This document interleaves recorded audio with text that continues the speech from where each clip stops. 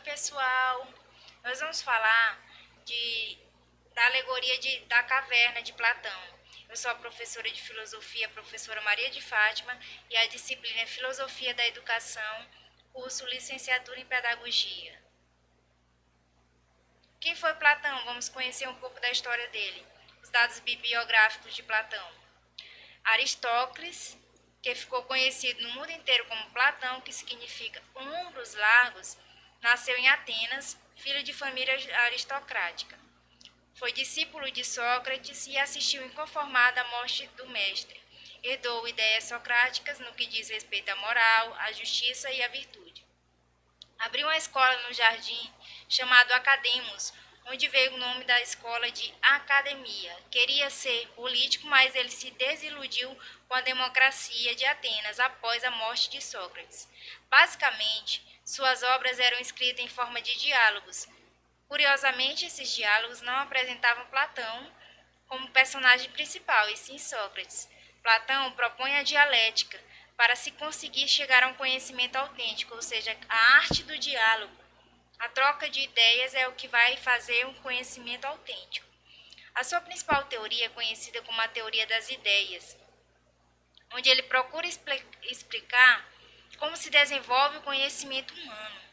O processo de conhecimento se desenvolve por meio da passagem progressiva do mundo das sombras, que é o mundo sensível,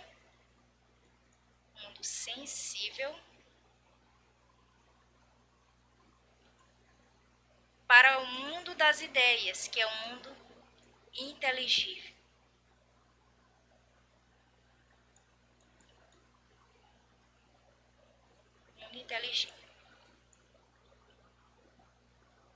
Ele sofre a influência de Sócrates em relação ao discurso, que é fundamentado naquilo que existe verdadeiramente. E o conhecimento verdadeiro se dá através da troca de ideias, debate, e a maêutica, que é a arte de parir ideias, e o uso da ironia, que também é um método socrático. E a dialética, que é a busca da verdade pelo jogo do diálogo. O mundo das ideias. Platão ele era dualista e dizia que o homem é dotado de corpo mais alma. O corpo é algo que se transforma, morre. A alma é algo imortal, permanente. Então ele enfatiza na sua teoria a junção de dois pensamentos, que é o pensamento de Heráclito, onde tudo muda, onde tudo flui. Heráclito.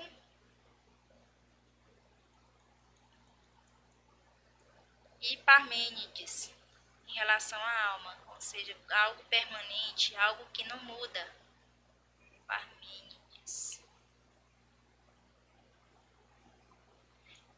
A alma para Platão ela é eterna e se encontra onde? No mundo das ideias. Portanto, ela sempre existiu e sempre existirá, segundo ele. E como o homem possui uma alma, ele já nasce com uma vaga noção das formas, ou seja, reminiscências. Ele já nasce dotado de um conhecimento prévio. E durante a sua vida ele vai só relembrando as coisas, como se fosse lapsos de memória. O mundo em que vivemos é uma mera sombra. Nada é instável ou permanente, impossibilitando o verdadeiro conhecimento. E existe um reino mais elevado e espiritual, o luminoso mundo das ideias. Então, como eu vou fazer para me libertar? É o que Platão vai falar na sua alegoria da caverna. A alegoria da caverna. Ela está escrita no livro A República, que é um conjunto de 10 livros que abordam a noção de justiça e de como deve ser organizada uma cidade.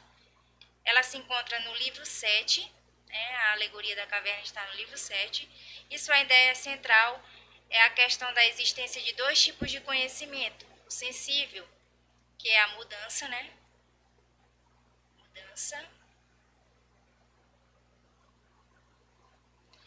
e o inteligível, que é a permanência.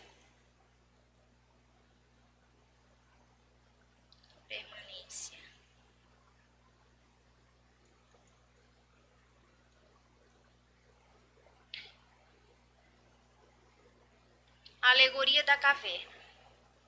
Imagine que existe 3 prisioneiros dentro de uma caverna, onde eles sempre viveram na imensa escuridão e estão amarrados por correntes, e sempre olham na mesma direção.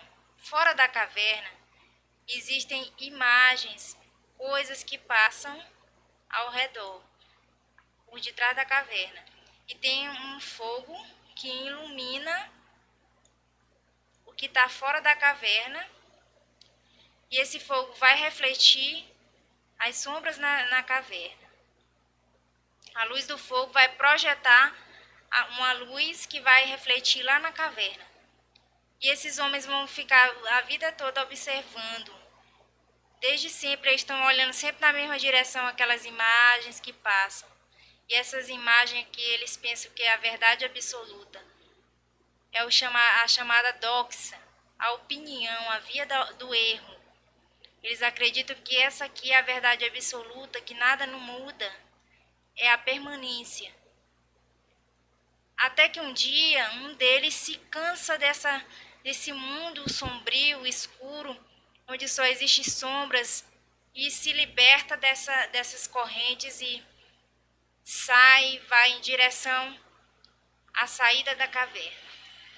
Então esse homem ele vai ter uma saída sofrida, vai ser um momento sofrido para ele. Aí ele vai se deparar com a luz, uma luz que vai doer seus olhos. Quando ele chegar lá no fim da caverna, ele se depara com essa luz, e aos poucos ele vai se acostumando com essa luz. Essa luz ele vai se acostumando com essa luz, com esse ambiente novo, e vai observando algo que ele nunca tinha visto. É a chamada episteme, que é o conhecimento verdadeiro. Então ele passa a observar o mundo e vê que aquele local onde ele se encontrava antes não era a verdade, não era o verdadeiro mundo. Era um local escuro, onde não havia o conhecimento verdadeiro. Então ele tem uma espécie de espanto. Ele tem uma espécie de espanto que os gregos denominam de tálmase, que é o espanto diante do novo, tálmase.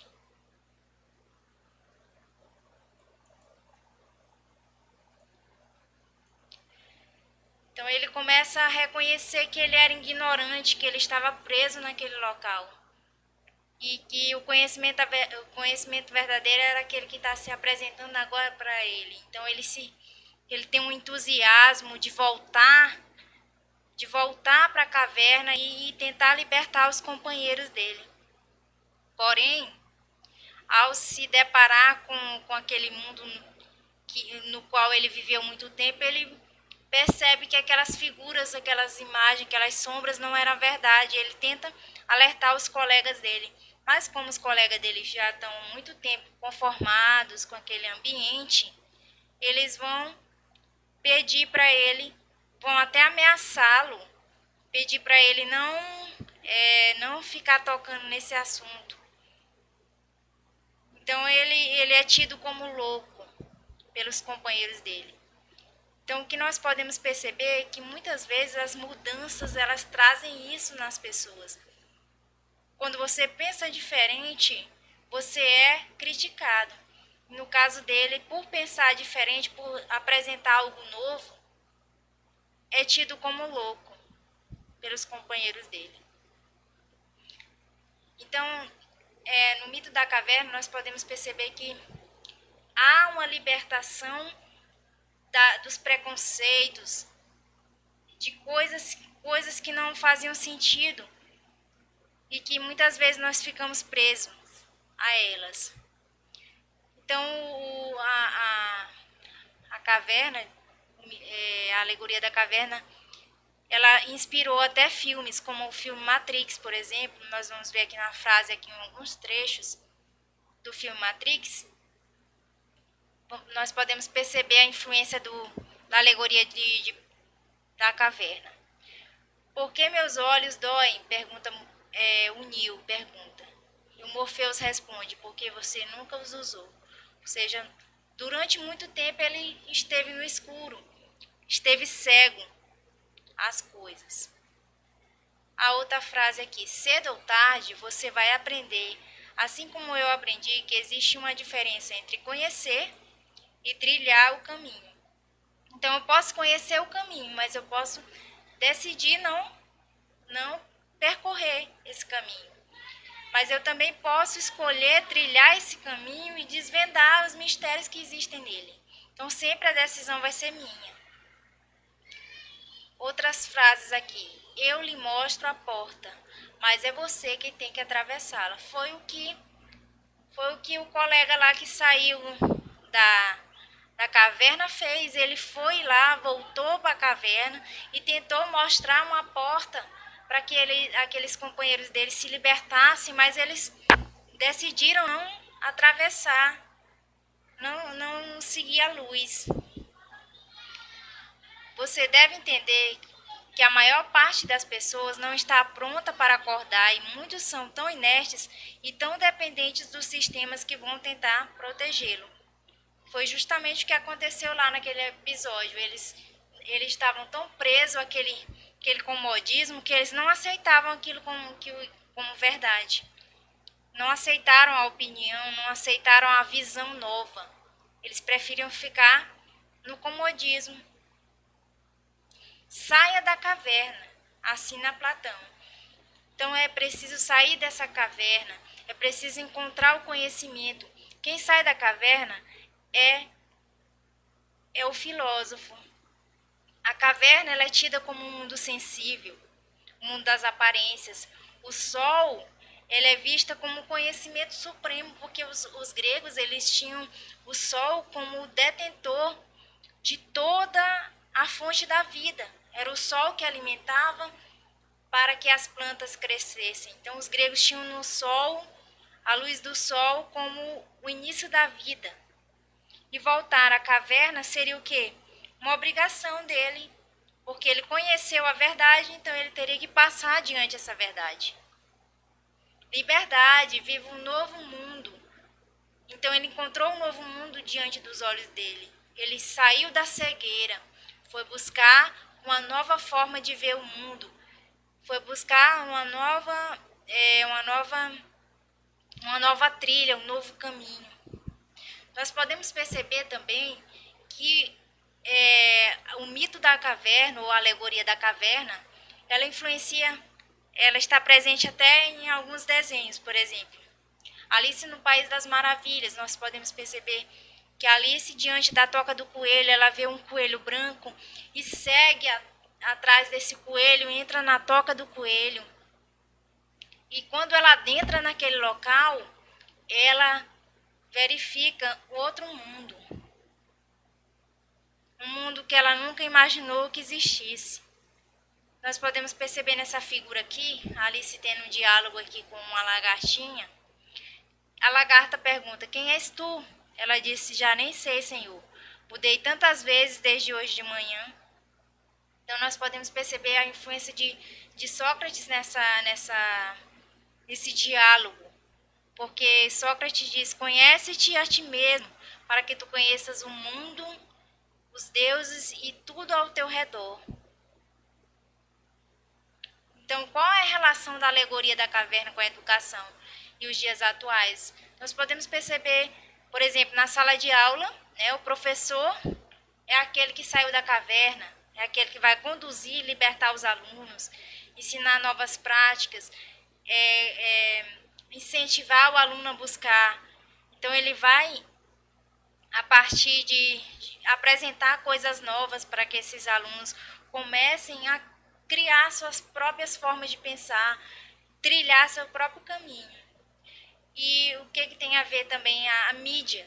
Hoje em dia nós vemos que a mídia influencia muito na nossa forma de pensar, de ver as coisas. Na atualidade nós temos enfrentado a pandemia aí que está sobre o mundo. E nós percebemos que muitas vezes aparecem notícias fictícias, as fake news, chamadas fake news, que estão aí muitas vezes são notícias falsas e até preocupantes. Então nós temos que ter cuidado com a influência da mídia. Temos que pensar por nós mesmos, sem estar recebendo influências. Nós temos que sair dessa caverna, porque nós estamos presos a alguns preconceitos, presos a algumas convenções. Nós temos que nos libertar dessas amarras. O sistema muitas vezes nos diz que nós temos que ser assim, nós temos que viver a síndrome da Gabriela. Eu nasci assim, eu cresci assim, eu morri assim, eu não posso mudar. Então, essa é a relação que tem com os dias atuais. Você tem que buscar evoluir. Então, o mundo que é apresentado para você não é a única alternativa. Não é só a única alternativa, porque você pode escrever sua história de outra forma. E sempre quando tem um pensamento diferenciado, você vai ser criticado, mas mesmo assim você tem que percorrer o caminho que você escolheu trilhar. Então, para finalizar, eu gostaria de deixar essa frase aqui como reflexão. Não há borboletas se a vida não passar por longas e silenciosas metamorfoses. Então, todos nós passamos por mudanças, todos nós temos decisões, temos responsabilidades. Resta nós sair da caverna e buscar algo melhor. Sair das aparências e buscar o verdadeiro conhecimento. Ser filósofo, porque a inquietação que nós temos, nós seres humanos, é o que faz de nós pessoas curiosas, pessoas que querem evoluir. O filósofo é esse aí. É a pessoa que tem um amor à sabedoria, a pessoa que vai buscar ter sua própria opinião. Eu quero deixar meu muito obrigado pela atenção. E essa foi a análise do mito da caverna ou alegoria da caverna. Obrigada.